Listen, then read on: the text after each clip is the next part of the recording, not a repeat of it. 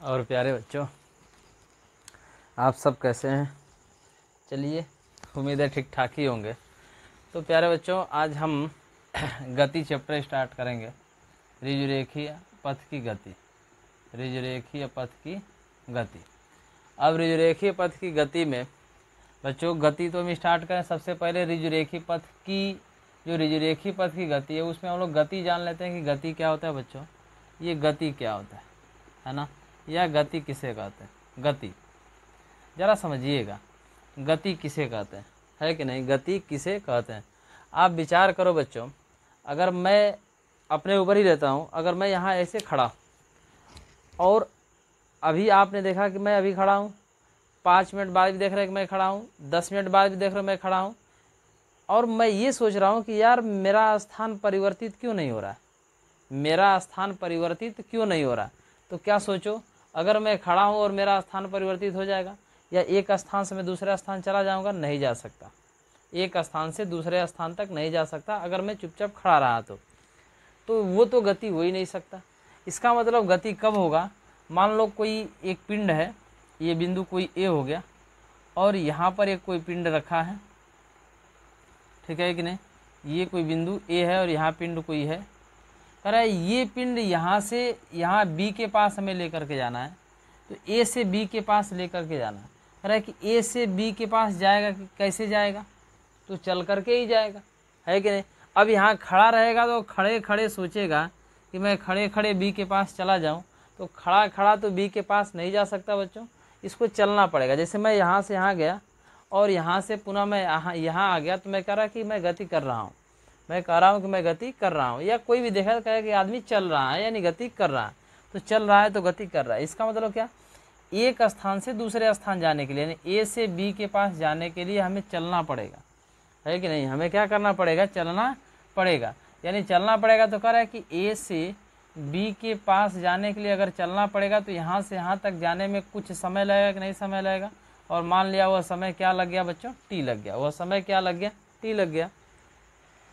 तो कह रहा है कि गति क्या होता है, यानी जब कोई पिंड, समझिएगा, जब कोई पिंड समय के साथ साथ अपने स्थान को क्या कर लेता है? चेंज कर लेता है, अपने स्थान को क्या करता है? परिवर्तित करता है कि नहीं? समय के साथ साथ अपनी स्थिति को परिवर्तित करता रहता है, तो कहा जाता है कि पिंड किस अवस्था में है? गति की अवस्था में। पिंड किस अवस्था में? गति की अवस्था, या गति कर रहा है। क्या कर रहा है बच्चा? गति कर रहा है। यानी जब कोई पिंड समय के साथ साथ अपने स्थान को चेंज कर लेता है तो कहा जाता है कि पिंड क्या कर रहा है? गति कर रहा है। तो पिंड गति कर रहा है कब? जब समय के साथ साथ अपने स्थान को चेंज कर रहा है, तब। अब जरा सोचो, गति की कुछ अवस्थाएं भी होती हैं, गति की कुछ अवस्थाएं भी होती हैं बच्चों, ठीक है? एक होता है विरामावस्था। क्या होता है बच्चा? विरामा अवस्था, ठीक है? और एक होता है बच्चों गति अवस्था। एक क्या होता है?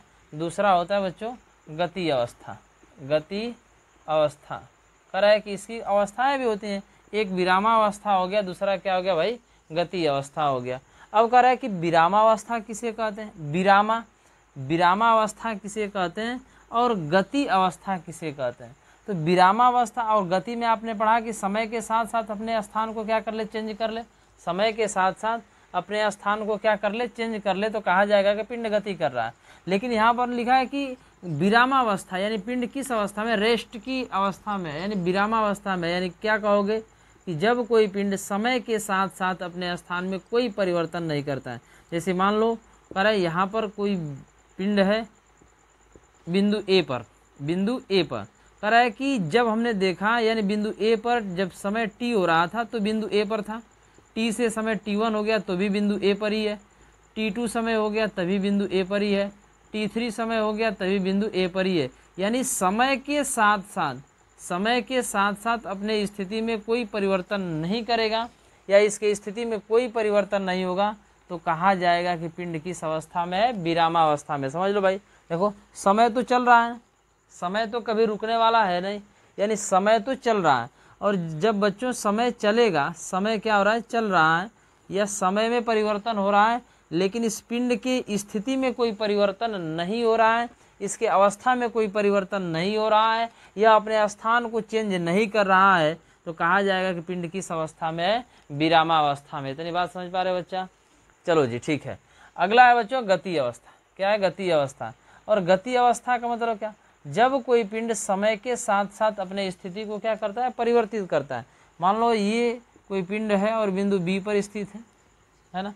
इस समय क्या रहा था? टी हो रहा था। जैसे समय t1 हुआ यह बी से सी के पास आ गया, है ना, यहाँ से यहाँ आ गया। जैसे t1 से समय t2 हुआ सी से किसके पास आ गया? डी के पास आ गया। जैसे समय t3 हुआ, जैसे समय क्या हुआ? t3, तो डी से किसके पास आ गया? ई के पास आ गया। यानी क्या रहा है? समय के साथ साथ अपने स्थिति को भी परिवर्तित कर रहा है, अपने स्थान को भी क्या कर रहा है? परिवर्तित कर रहा है। तो कहा जाएगा कि पिंड किस अवस्था में होता है बच्चों? गति अवस्था में होता है। यानी पिंड गति अवस्था में कब हो रहा है? जब समय के साथ साथ अपनी स्थिति को भी क्या कर रहा है? परिवर्तित कर रहा है। तो कहा जाएगा कि पिंड किस अवस्था में है? गति अवस्था में। तो उम्मीद है बच्चों गति और गति की कितनी अवस्था है? दो अवस्था। एक विरामावस्था हो गया, ये गति अवस्था हो गया। विरामावस्था में क्या होता है? समय के साथ साथ अपने स्थिति को परिवर्तित नहीं करता। गति अवस्था में क्या होता है? समय के साथ साथ पिंड अपने स्थिति को क्या करता है? परिवर्तित करता है। तो कहा जाता है किस अवस्था में? गति अवस्था में। बहुत ही इंपॉर्टेंट चैप्टर है बच्चों, ऋजुरेखीय पथ की गति। हाँ, अगर कोई वीडियो को पहली बार देख रहा है तो प्लीज़ चैनल को लाइक शेयर सब्सक्राइब करना ना भूले बच्चा। चलो आगे देखते हैं। झिलमिल सितारों का आंगन होगा, रिमझिम बरसता सावन होगा। प्यार की गली में छोटा सा घर बनाएंगे, कलियां ना मिले तो कांटों पे सो जाएंगे। प्यार की गली में एक छोटा सा घर बनाएंगे। चलो बच्चा, विरामावस्था, गति अवस्था समझ ली। अब चैप्टर जो है उसको समझ लेते हैं। चैप्टर है ऋजुरेखीय पथ की गति। ऋजुरेखीय पथ की गति, गति तो समझ लिए गति क्या होता है, लेकिन ये हेडिंग कराना, चैप्टर कराना कि ऋजुरेखीय पथ की गति। ऋजुरेखीय पथ की गति यानी ऋजुरेखीय पथ की गति क्या होता है? ऋजुरेखीय मैं कह रहा है कि एक सीधा रेखा, एक सीधा रेखा। और पथ मने क्या होता है बच्चा? रास्ता। पथ मने क्या होता है? रास्ता। तो पथ मने होता है बच्चों रास्ता। पथ मने क्या होता है? रास्ता।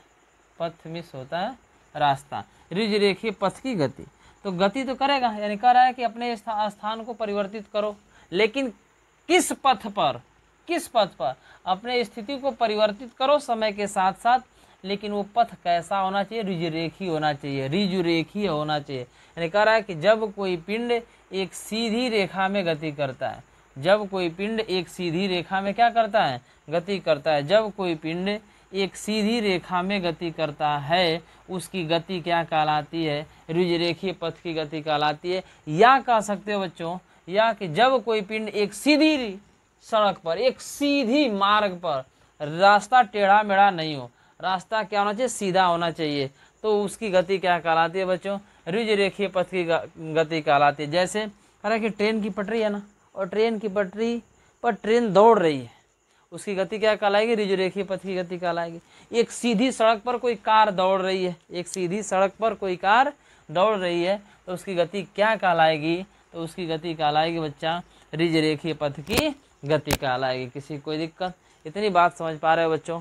तो ठीक ठाक है, ठीक है। अब जरा समझो, अरे गति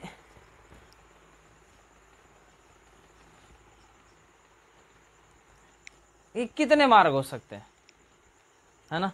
गति के कितने मार्ग हो सकते हैं? गति के कितने मार्ग हो सकते हैं, ठीक है ना? गति के कितने मार्ग हो सकते हैं ये समझिए। कह रहा है अगर ये x हो जाए, ये y हो जाए, और ये क्या हो जाए बच्चों? z हो जाए। ये तो पथ है x, y और z। एक x हो गया, दूसरा y और तीसरा क्या हो गया? z। इसको 3D मोशन हम लोग कहते हैं, है ना? 3D मोशन का मतलब क्या? x, y, z पर गति करे। 2D मोशन यानी x, y पर, और 1D मोशन यानी किसी एक अक्ष पर गति करने रहेगा। किसी एक अक्ष पर क्या करेगा बच्चों? गति करेगा, किसी एक अक्ष पर क्या करेगा, गति करेगा। उसकी गति को हम लोग क्या कहेंगे, 1D मोशन, यानी एक बीमीय गति।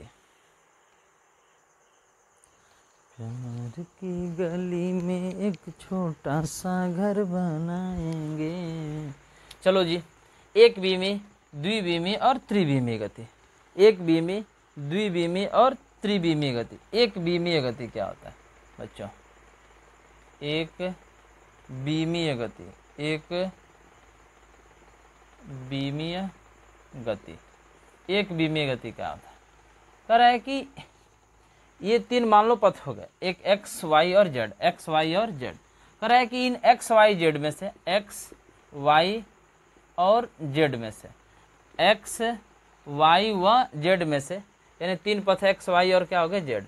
एक्स वाई जेड में से या तो वो पिंड एक्स पथ पर गति करने लगे, या तो वो पिंड वाई पथ पर गति करे, या तो जेड, यानी तीनों में से किसी एक पथ पर गति करेगा, एक पथ पर या एक किसी बीमा पर गति करेगा। इन तीनों में से, एक्स वाई जेड में से, इन तीनों बीमाओं में से किसी एक पर गति करने लगे, या एक्स पर गति करे, या वाई पर गति करे, या जेड पर गति करे। इन तीनों में से किसी एक पर जब गति करेगा, एक पर गति करेगा, तो उसकी गति एक बीमीय गति कहलाएगी। जैसे एक्स वाई और जेड, एक्स वाई और क्या, जेड, तीन बीमाएं हैं बच्चा।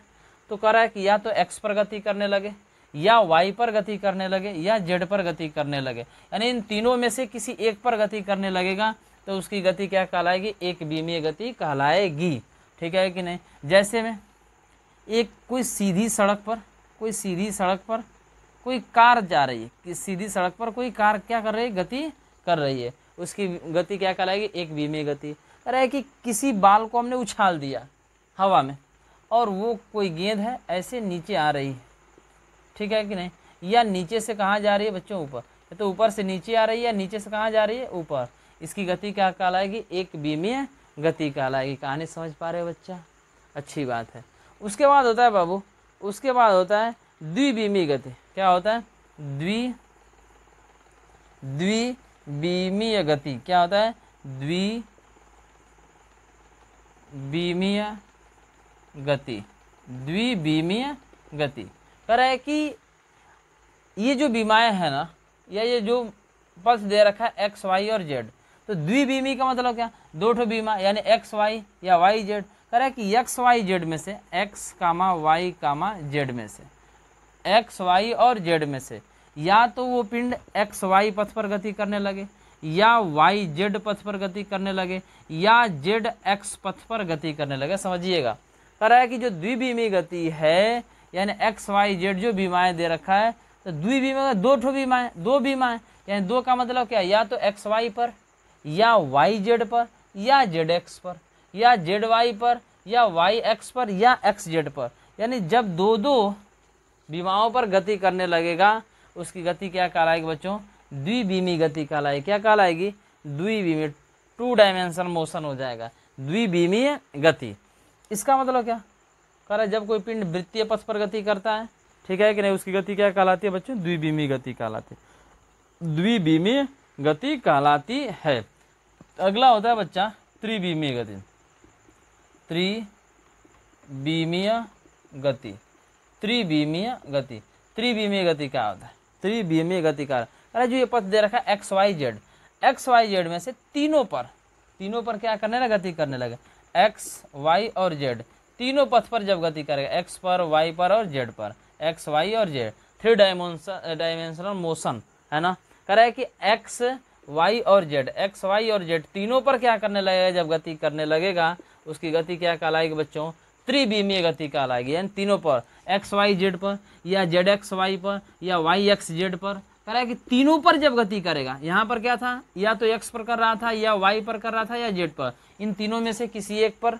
कह रहा है कि द्विबीमीय गति में क्या था, कह रहा है कि या तो एक्स वाई पर, या वाई जेड पर, या जेड एक्स पर, यानी दो पर, एक्स वाई, वाई जेड या जेड एक्स, दो पर जब गति करेगा द्विबीमीय गति कहलाएगा। त्रिबीमीय गति का मतलब कि तीनों पर जब गति करने लगेगा तो क्या कहलाएगा, त्रिबीमीय गति कहलाएगा। जैसे कह रहा है कि किसी पात्र में गैस के अणु रख दिए जाए।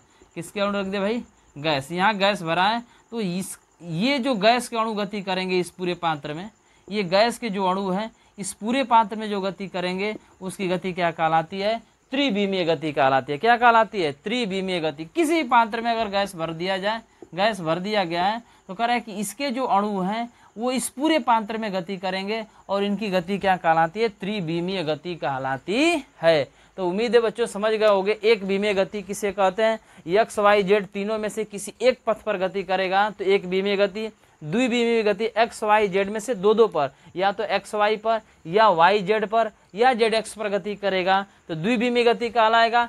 त्रिविमीय गति का मतलब क्या? तीनों पथ पर क्या करने लगेगा? गति करने लगेगा तो यह गति क्या कहलाएगी? त्रिविमीय गति कहलाएगी। जैसे हमने बता दिया यहाँ पर, यहाँ भी उदाहरण दे दिया और यहाँ भी उदाहरण दे दिया। बोलो भाई यहाँ तक बातें समझ में आया कि नहीं आया? अगर ये बातें समझ में आ गया तो आज के लिए हम क्लास इतना ही रखते हैं बच्चों।